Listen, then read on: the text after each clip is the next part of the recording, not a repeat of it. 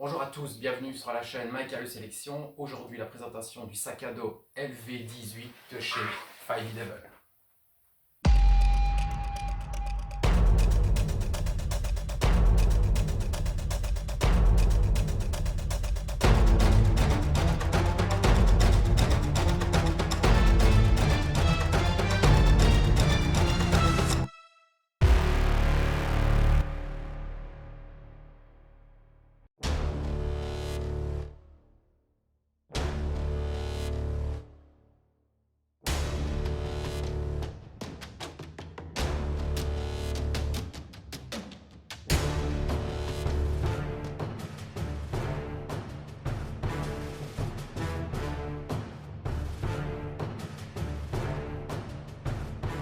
LV18 Low Visibility.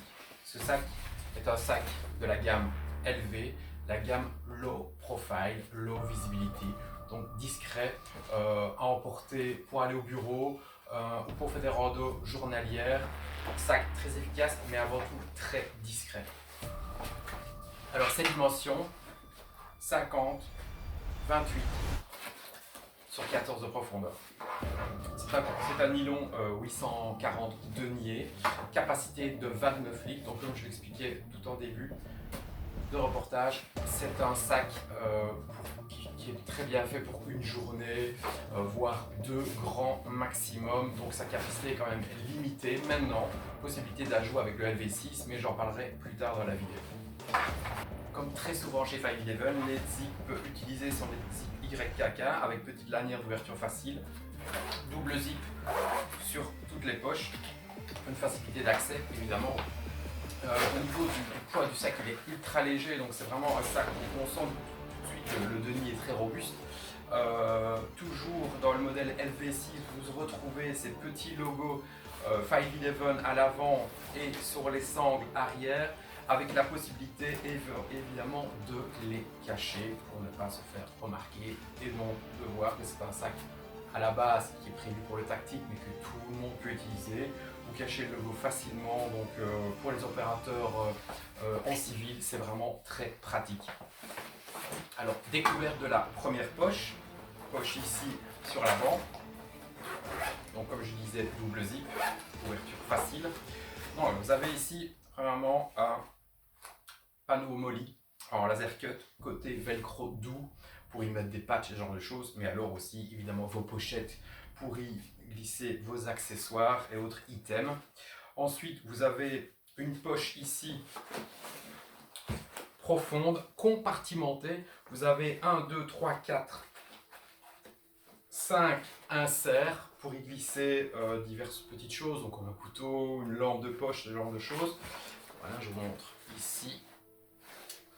Ensuite, évidemment, toujours ce fameux petit mousqueton pour y mettre des clés. J'en pratique pour éviter d'aller dans le fond de son sac. On cherche les clés, on ne les trouve pas ici, vous les accrochez systématiquement là, vous savez qu'elles sont là, elles ne bougeront pas de toute façon. Ensuite, vous avez un sur le panneau de la face avant, deux inserts ici, pratique pour mettre un portefeuille ou un passeport, document d'identité juste à l'avant, donc c'est très facile puisque c'est vraiment la poche principale, très rapide d'accès. Et ensuite la poche cachée, ici, j'enlève, voilà, très profonde, donc elle est, oui, c'est tout le panneau en fait, on voit bien qu'on peut y mettre jusqu'au poignet facilement, donc avec une fermeture ici, alors velcro. Alors, les professionnels vous diraient qu'éventuellement on pourrait y glisser un panneau balistique ici à l'avant. Oui, en général les panneaux qu'on met sur les gilets Tactec, sur les panneaux de côté, donc les panneaux latéraux en balistique, on pourrait éventuellement en prendre un et le glisser ici à l'arrière, ce qui ferait en fait une protection ici du dos. Voilà, mais ça c'est pour les puristes. C'est pas pour monsieur et madame tout le monde évidemment. Alors derrière cette première poche se trouve la poche ambidextre. Donc cette poche en fait est une poche, comme vous voyez, qu'on peut traverser de part et d'autre. C'est une poche utilisée par les professionnels pour aller y glisser leurs armes, leurs accessoires comme chargeurs, couteau, lampe éventuellement. Donc vous voyez ici, je vous montre, on passe complètement à travers. Vous avez les inserts ici, poche évidemment avec un insert ici en velcro doux pour y coller encore une fois des patchs ou alors pour y coller des accessoires de la gamme velcro, à dos velcro évidemment. Donc voilà ici cette poche, gaucher droitier directement, saisit les objets facilement, assez pratique. Voilà, elle est vraiment collée à la première. D'ailleurs, si on n'y fait pas garde, on peut passer à côté facilement. Vraiment très discrète, parfait. Ensuite, la poche, on va l'appeler poche principale. Voilà, double zip, facile d'ouverture. Voilà, cette poche contient ici une poche en mèche. Alors, comme je dis toujours, cette poche, elle sert quand vous partez en voyage, c'est vraiment pratique pour mettre le nécessaire de toilette, ce genre de choses. Ensuite, une poche nylon, en plus juste en dessous. Voilà, de même capacité. La poche ici pour mettre tout ce qui est lunettes, éventuellement téléphone, GPS, tout ce qui a un écran, tout ce qui peut être griffé, un peu plus fragile. Donc vous avez une poche ici d'insert avec une membrane douce pour éviter toute rayure. Donc, capacité évidemment ici assez profonde. Donc voilà, j'y glisse facilement jusqu'au début de l'épaule mon bras. Donc capacité assez profonde. Là c'est finalement une poche vite fourre-tout. Voilà, pour mettre une veste, voilà, votre repas, ce genre de choses. Voilà, maintenant vous mettez ce que vous voulez en fonction de ce que vous faites de la journée. Ensuite, voici la poche arrière. Encore une fois double zip, je la déploie et cette poche sert à quoi? À mettre votre laptop.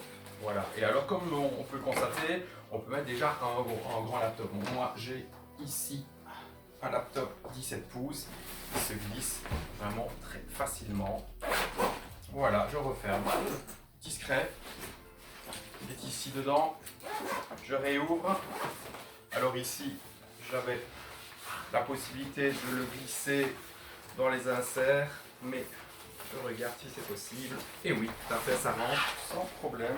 Quand on l'utilise de cette façon-là, voilà, là il est par contre super bien bloqué, il ne bouge pas du tout.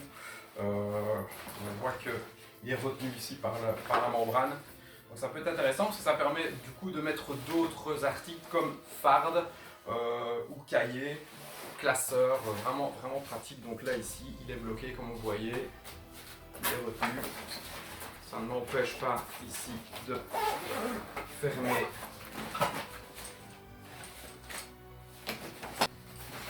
Alors voilà, j'enlève le laptop pour continuer la présentation, ce sera plus facile.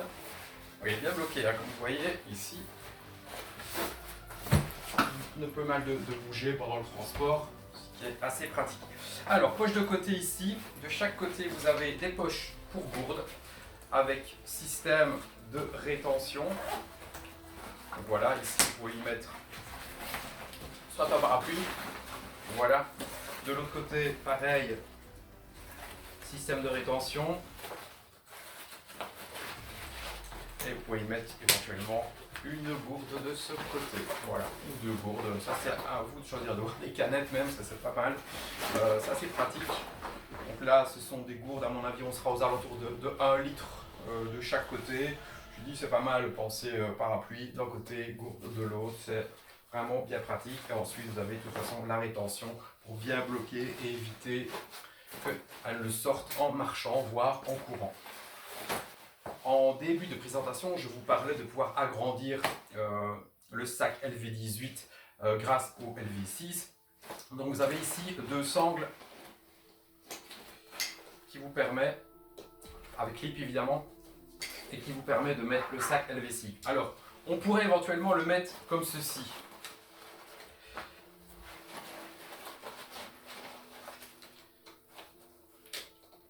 Voilà. Mais personnellement, je trouve qu'il y a un risque de chute en cas de course.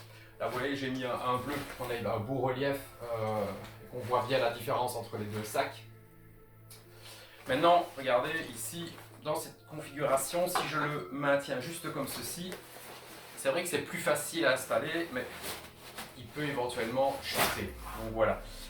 On l'enlève facilement si on en a besoin, ok, mais d'un autre côté, le sac une fois rempli, si vous devez courir, vous le déposez, ça peut à long, sur une marge, c'est dans le dos, faut pas l'oublier, donc après une marge, vous pourriez perdre le sac. Donc c'est peut-être pas la meilleure façon de le fitter. Je vais vous montrer comment on peut le fitter facilement, ce LV6 sur ce LV18. Alors voilà, j'ai préalablement enlevé la sangle de maintien du LV18, sac bandoulière. Donc voilà, la sangle, je l'ai enlevée très facilement avec les clips, comme je vous avais montré dans la vidéo du LV6, la présentation du LV6. Donc voilà, je les ai enlevés. Et alors, je vous avais parlé à l'époque, si vous vous souvenez, sinon vous allez voir dans la vidéo précédente, où vous avez les inserts ici sur le LV6.